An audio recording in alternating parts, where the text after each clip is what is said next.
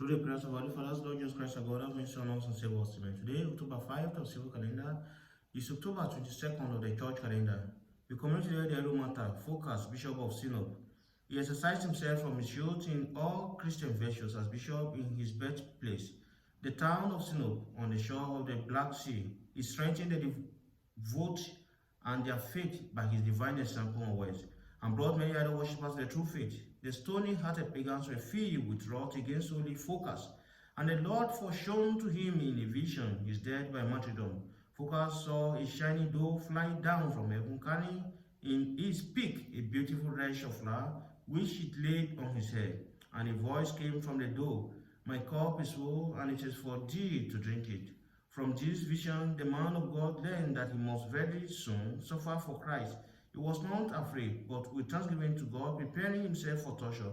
Soon after this, the governor Africanus took Focus for interrogation and inflicted harsh tortures upon him. His whole body was beaten black and blue and torn with wounds. And after the imprisonment, he was thrown into boiling water, in which this courageous soldier of Christ finished his earthly course and entered into the joy of his Lord. He suffered in the time of Emperor Trajan, 98 to 117 AD. The Holy Prophet Jonah. He lived more than 800 years before Christ. It is said that he was a widow's son of Sarepta in Sidon, whom the prophet Elias raised from the dead. By his 3 days sojourn in the belly of the sea monster, St. Jonah foreshadowed the 3 days sojourn of Christ in the tomb, and by his deliverance from the sea monster belly, the Lord's resurrection from the dead. Everything else about this wonderful prophet is yet to be read in the book of Jonah. The holy martyr Focus the Gardener, a compatriot of the hero martyr Focus. He had a garden in Sinop near the Black Sea, which he cultivated himself. He refreshed all the passers-by with the fruit of his garden, not neglecting to entertain their cares with the words of God. But the governor, who was persecutor of Christians, heard of him and sent soldiers to kill him. Focus welcomed the soldiers so warmly that they held back from killing him. But at their beseeching, carrying out their orders and beheaded him. In that place, a church dedicated to him was soon built over his relics.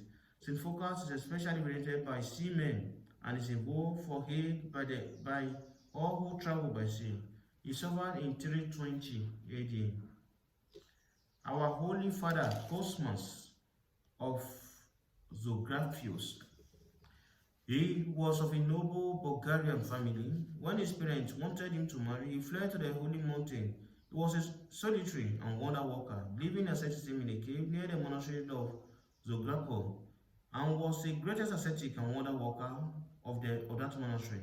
The Mother of God appeared to him several times. The cell in which Cosmos lived in silent asceticism and wrestled with the demons remained to this day to the northwest of the monastery. Being gifted with his armament, he could see in the spirit and describe happenings in far-off times and places. He died in old age on September 22, 1323, and after a life of much toil entered into joy of his Lord. St. Peter the Merciful, a man of God of 16th century.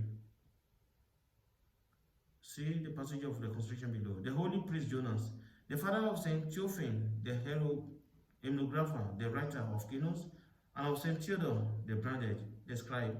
He was a wonder worker. He died in the monastery of St. Sava, the sanctified, in the 9th century. For consideration, when a man comes to a strong sense of God's mercy towards him, he is jerked away as from a dull and dreary dream, and is ashamed of his long blindness towards God's unceasing compassion. In the day of the Emperor Justinian, the chief imperial tax collector in Africa was one Peter, a very rich man who was also very harsh and merciless. At one time, the beggars were grumbling among themselves that no one of them had ever received alms from Peter. Then one of them begged that he would succeed in getting alms from him. He went off and pestered the flinty-hearted man for alms, until in fury Peter threw a loaf at him. Having nothing else at hand, the beggar joyfully grabbed the loaf and fled. Immediately after this, Peter fell ill of a sudden and dangerous illness and had a following vision. He saw himself being weighed by a demon in the other world. On one side of the scales, the demons heaped Peter's sins, so that side was weighed down while on the other side stood angels, lamenting that there was not a single good deed in Peter's life to place on the other empty side of the scales. One of the angels said, We've nothing at all to put except the one loaf that you threw at the beggar a couple of days ago. The angel quickly put the one loaf on the empty side of the scales, and that loaf balanced the other side with all Peter says.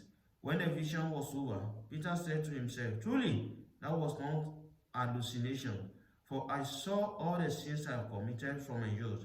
If one loaf could be of such shape to me, a loaf, moreover, that I threw at a beggar, how much help would I have from many works of mercy performed from the heart and in meekness? And from that time, Peter turned into the most compassionate man in his town. He gave all his goods away to the poor, and when he had parted with all them all, sold himself into slavery for 30 gold pieces, and himself gave the sum away to the needy as alms in the name of Christ. It all became known as Peter the Merciful. Thank you for listening. I pray that the good Lord will bless you. Amen. In the name of the Father, and the Son, and the Holy Spirit, I want to God. Amen.